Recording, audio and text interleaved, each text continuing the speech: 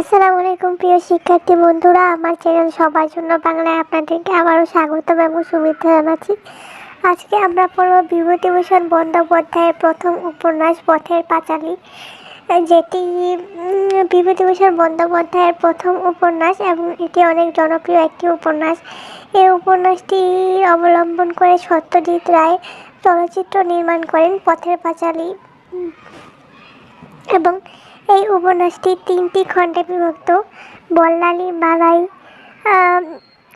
আমাটির ভেপু এবং অক্রূর সংবাদ। এই উপন্যাসের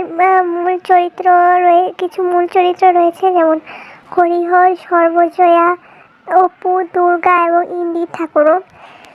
তো ইন্দির ঠাকুরন হরিহরের দূর সম্পর্কের এক বোন হয় এবং সর্বজয়া ইন্দির ঠাকুরনের প্রতি সবসময় বিরূপ মনোভাব পোষণ করে। তিনি মূলত সর্বজয়া মূলত ইন্দির ঠাকুরনকে দেখতে পারতেন না। সবসময় ইন্দির ঠাকুরন তাদের বাড়িতে থাকতো, এই জন্য সবসময় সর্বজয়া ইন্দির ঠাকুরনের সাথে খুব খারাপ ব্যবহার করতো এবং ইন্দির ঠাকুরন এই জন্য প্রায় তাদের বাড়ি ছেড়ে চলে যেত, আবার আসতো। মাঝে মাঝে ইন্দির ঠাকুরন তার কোনো দূর সম্পর্কের আত্মীয়ের বাড়িতে যেয়ে থাকতো। আবার দুর্গার সাথে ইন্দির ঠাকুরনের খুব ভালো একটা সম্পর্ক ছিল, এই জন্য সর্বজয়া ইন্দির ঠাকুরনকে এক প্রকার হিংসা করতো। সে ভাবতো যে তার মেয়ে দুর্গা হয়তো তার চেয়ে ইন্দির ঠাকুরনকে বেশি ভালোবাসে। তো এরই মধ্যে ইন্দির ঠাকুরন মারা যায়। তো এর মধ্যে আবার সর্বজয়া এক পুত্র সন্তানের জন্ম দেন, যার নাম ছিল অপু।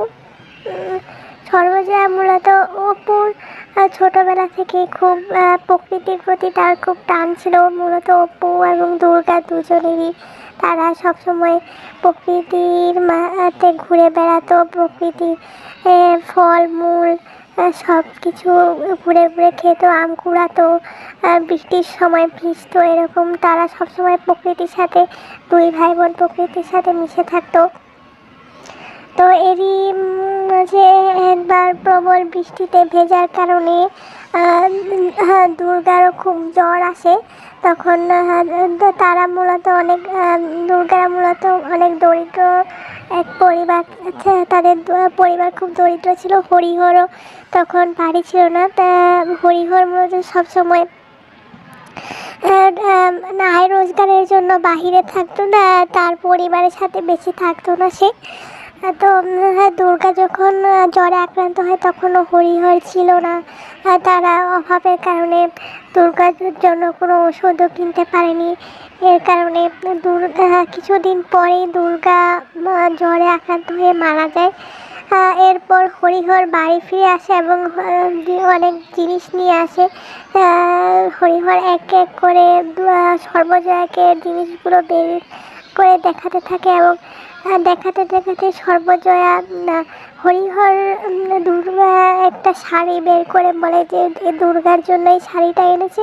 তখনই সর্বজয়া কান্নায় ভেঙে পড়ে এবং হরিহরের আর বুঝতে বাকি থাকে না যে সে তার একমাত্র কন্যা দুর্গাকে হারিয়েছে। তো দুর্গা চলে যাওয়ার পরে মূলত তাদের পরিবারে শোক নেমে আসে। হরিহর ঠিক করে যে সে আর নিশ্চিন্তিপুর গ্রামে থাকবে না, অন্য জায়গায় চলে যাবে। তো তারা নিশ্চিন্তিপুর গ্রাম ছেড়ে অন্য জায়গায় চলে যায়। তো এর মাঝে তাদের জীবন কিছুদিন যাবৎ ভালোই কাটতে থাকে, কিন্তু এই সুখ বেশি দিন থেকে না। কারণ কিছুদিন পরে আবার যক্ষা রোগে আক্রান্ত হয়ে হরিহরও মারা যায় এবং তখন থেকে মূলত সর্বজয়া এবং অপুর আসল সংগ্রাম শুরু হয়। অপু মূলত এক বড়লোকের বাড়িতে রান্না বাড়ার কাজ নেয় এবং কিন্তু সেখানেও তাদের খুব অভাবে দিন কাটছিল এবং সর্বজয়া শেষে ভাবে যে এখানে আর থাকা চলবে না, আবার নিশ্চিন্তিপুর গ্রামে ফিরে যেতে হবে। এবং এভাবেই মূলত পথের পাঁচালী উপন্যাসটি শেষ হয়ে যায়। তো আমার ভিডিওটি এই পর্যন্তই। আমার ভিডিওটি ভালো লেগে থাকলে আমার ভিডিওতে একটি লাইক এবং আমার চ্যানেলটি সাবস্ক্রাইব করে দেবেন পরবর্তীতে এরকম আরও ভিডিও পাওয়ার জন্য। আজকের মতো এই পর্যন্তই। সবাইকে আসসালামু আলাইকুম।